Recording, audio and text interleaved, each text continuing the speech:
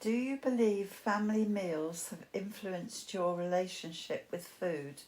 If yes, how? My answer is yes, definitely, because we didn't have lap trays watching the television and eating at the same time. We had to sit round a dinner table which promoted conversation, and you tended to make your meals as interesting as you could do because there was more of you. If it had just been for me myself, I probably would have had snacky bits and that would have been it. But because you had a family around you, you cooked a proper meal. I'll also say that we did used to have quite a few dinner parties, and they to me were what I enjoyed most, because that way you could experiment and also present food in a much better way than you would for just a family. Two that are our great favourites. One is a family fruitcake and the other one is stroganoff. Oh, and of course the mousse that you all like. Yeah. Must have had a lasting effect on you. Yeah. Some of the cooking that we did when you were young. Yeah, it's lovely. Yes, family meals have influenced my relationship with food, because like we've just said, obviously I remember all the food that you used to cook, and then obviously doing home economics at school, I used to love cooking, whereas nowadays I don't, and I think a lot of that stems from Ian not liking basics like tomatoes, mushrooms, onions, garlic, so then suddenly cooking very bland, plain meals. It actually can have an effect if you've got people that don't eat vegetables and all things like that. It's a real struggle to know what to actually feed them on. But luckily, Alison was a bit iffy with the vegetables, but on the whole, you both ate everything. I think the thing I remember is that we had to clear our plates, so I still clear my plate. Another little funny story was when they were babies. I used to put a pelican bib on them because collected all the mess in the bottom. And Fiona used to absolutely love spaghetti bolognese followed by chocolate pudding. And if you can imagine that in the bottom of a pelican bib, and after she'd finished, she'd then go back to eating what was in the trough of the pelican. She was pretty gross. But you saying about babies and bibs, I to this day, I mean, I remember eating with the boys and eating really quickly so that I could then feed them. Yeah. And I still eat really quickly So now, do I. so I don't necessarily enjoy what I'm eating. It's more of a get it down you. Yeah.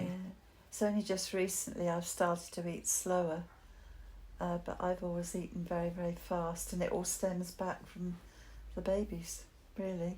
And then eating what they leave because you don't want to waste it. So you then eat more than what you should do. We had Sunday lunch every week, didn't we? You did? At the table. I remember Fridays coming home. Fish. No, Friday. Nana used to bake on a Friday afternoon, and we used to have like scones and green donuts and things. Oh, her donuts, yeah. Yeah, did she the was a donuts great on the baker. washing line. For parties. Her one wish, if she'd have had the money and everything else, was to own a little tea shop, wasn't it, Bob? And do all She used home to talk baking for about that. it, she could bake, but she couldn't. She was an awful cook. Yeah, but there's She a used difference. to burn meals. Yeah, but regularly. that follows. A lot of people are like that. You see, I can't bake cakes and things, but I can do dinner parties and desserts and everything else. But if you ask me to make a cake, I'm hopeless at that. How often did your family sit down to eat together? And do you wish it was more? We used the dining table all the time. When I We was- did, but when I Dad was- used to come when- home late. Yeah. When I was young, I don't ever remember sitting down together. In fact, we used to sort of snack separately all the time before I got married. It wasn't a regular event at all. So, do you wish it was more? No, not particularly. I don't have good memories of eating all food. We ate basic food which my mother burnt more often than not. So was it a relief when you got married then? Wait a minute. When you bought the cookery cards. Yeah, it all changed when I got married, of course. No, then we did eat together. Most of the time, I think we did, yeah. Yeah, I think when Not so sure. when Fiona was born, you were doing longer journeys and you come home after she'd eaten it, Yeah, and so that we were never all together then. But when Alison was born, you were working locally, so we were able to eat together. But I think this happens with most families. I can remember Auntie Nora saying that Uncle Bob always expected his dinner on the table at 5:30. He would come in the door and he'd expect his meal, but this was very common with all working class people, wasn't it? I think it was then, yeah. And I don't think they used to sit down together either. Because I No. remember going up there on holiday when he was alive. He'd come in and sit down, eat his dinner. Yeah. Virtually come in the door, wash his hands, sit down, eat his dinner on his own. But I think it's come in as a family eating together is more of a modern day thing, except it's going in the reverse again now, because people are not sitting down at the table anymore, I don't think. I think the whole thing that was trying to get people to communicate, because when you eat off a tray in front of the telly or something, you're busy watching that all the time and you're not communicating with one another. And I think that's a lot of the downfall of modern living now. Telephone killed it. Yeah. Yeah. Not Yeah, telephone, that's another thing television, too. rather. Most of the young people nowadays are busy watching their phones. Yeah. So the communication has disappeared Mm. completely. As for breakfast in bed, I can't think of anything No. worse, to be quite honest. So, yeah, I think it's more important to sit up straight at a table. Yeah. We didn't sit at the table, me and the boys, but we had the table in the kitchen and then we had a breakfast bar put in. But probably like when we were growing up, Ian wasn't always there for dinner time because I think No. always he worked. So it was easier just to do that than sit at the No. dining room table. Grandpa had to have a dinner in the dog, as we called it. It was usually plated up for him in the microwave when he came home. I think A lot of memories are made round the Yeah, the quite a few table. of the dramas happened around the dinner table. Yeah. They- I just remember when the younger ones were around the table and whatever, and we all vowed and declared we had to watch what we say, or else Eleanor would have gone off on one, got on her soapbox, and away she'd go. Mm. I think some of the nicest dinner things we've ever had has been when we've had big family barbecues and Yeah. things like that Yeah. Oh, outside. Christmas when we had a table going through the dining room Oh, and yeah. the lounge. We had most of my family all turned up. There were so many of us that we had to have the tables down the length of the dining room and lounge to get everybody around it. But it was lovely. Everybody was all squashed up, all enjoying themselves, all eating Christmas dinner, and it was not a problem really, was it? But then our house has always been one where anybody can walk in the door and join in. And they did. And they did. And they did. One of the strongest memories I have is and that- Kevin. Yeah, it was a family dinner. And it was an evening thing. I don't know why, but we were all there. And the kitchen door opened. Somebody came in. Somebody was heard going into the fridge, taking food out and eating it. And it was somebody who wasn't even in her family. It was a friend of. Karen and Dean used to do it, didn't they? Just breezed in and up themselves. But that was our whole outlook, that it was an open door thing and anybody could come in and join in. The other thing is trying all of the things like peaches, tin peaches, and Evan ported milk.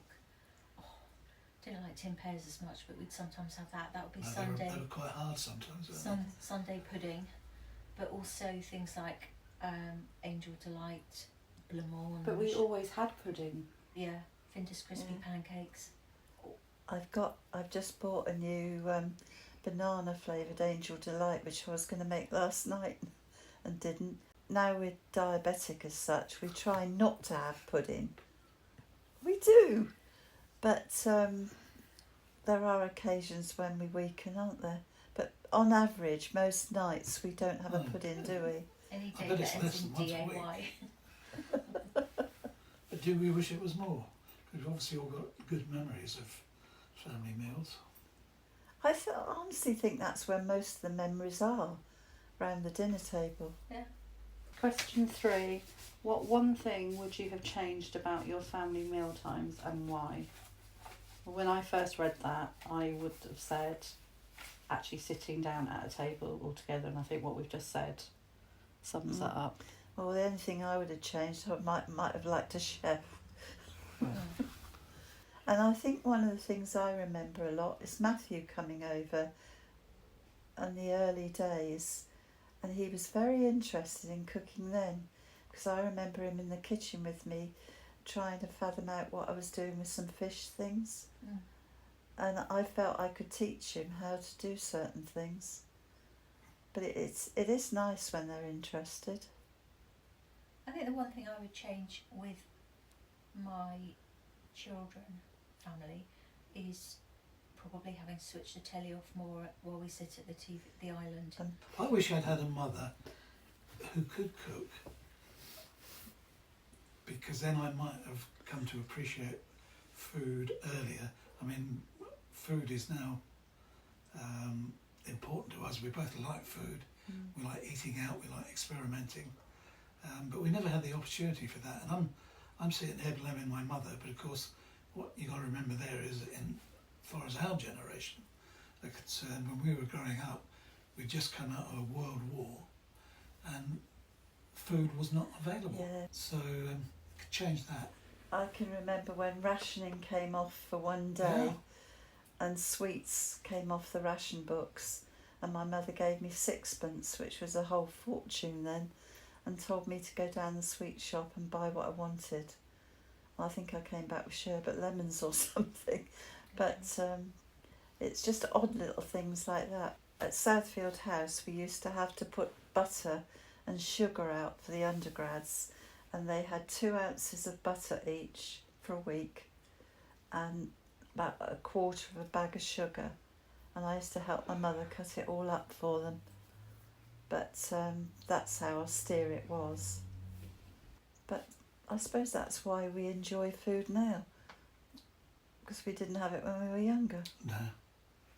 Does your family have any food-based traditions or cultural practices based around food? Well, barbecues were quite a cultural, I think- social. And did you say traditions? Yeah.